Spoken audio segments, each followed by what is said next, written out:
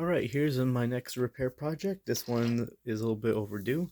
This is a Robi that was sent to me all the way from Spain to repair. Originally, he only had a leg issue, but upon testing him, he broke his shoulder during testing. Like, because I remember his arm went up a little bit and then went tink and then just dropped down. And of course, unfortunately, shipping, his head came broken, so I got to replace that part, which I should actually have a replacement. Now, what's unique about this Robi is the most common ones you'll see will always be Japanese, since, of course, if you get something from where it originates from, it's going to be very common to find it there. So, since he's from Japan, all of them speak Japanese. Now, I think Europe, like the UK and such, did get the English version, but I don't think they ever brought these to the US.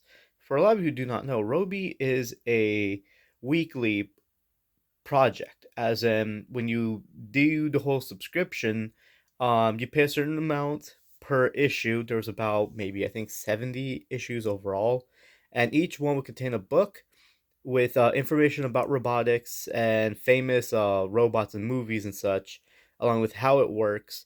And each book would contain instructions for the robot, like how to build it and what all there is to it. And you would get a certain amount of parts. Eventually, it gets expensive once you reach to the issue that contains the boards, I believe.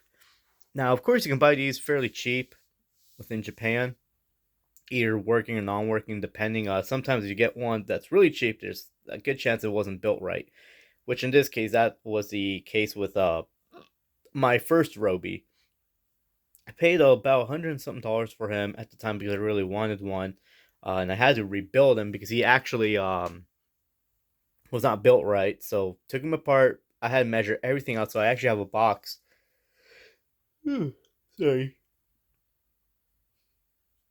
Actually, have a box that contains a lot of parts that a good friend of mine gave me. He gave me two of his Robis I got that were broken ones. He just had me fix a few robots for him in return for him.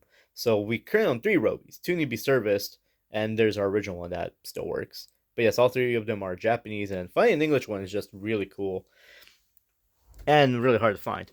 This one here, of course, is English. So I think Spain got an English one, or I'm not too sure. I know there's a English, there's a Japanese, there's Italian as well, and I think there was another one, but I think Mandarin was one where it can speak in Mandarin and it would speak English too. So it's like a bilingual kind. I think I'm not 100% sure. Don't quote me on that. But yeah, this is a interesting little robot. There's a Robi 2 as well that's capable of it has a little Segway that it rides on and it's remote controlled, but this one has a Robi Cycle, which was an additional add-on you can get for the robot, which was really, really cool. Robi is adorable. Unfortunately, it's very, very limited with what it does because it's just all preset. But I've seen people do some crazy stuff with modifying these to either continue working on the original board, but they look entirely different. Like, it's insane. Love it.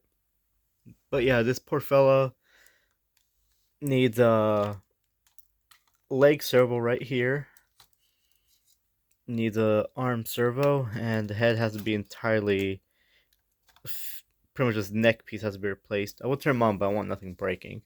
I need to do some cleaning on him as well, so this is going to be a pretty big project. I do have my programmer and such. Actually, my programmer for Robi is actually right up here. The dude with the big eyes. That's my programmer for the servos. And I got to pull out the books and such because I always had to pull out the books. I have all the books to build the Robis. It's time consuming, but you know what? It is what it is. Anyways, stay tuned and to see this guy back alive in a few days or so. So yeah, see you on the next one.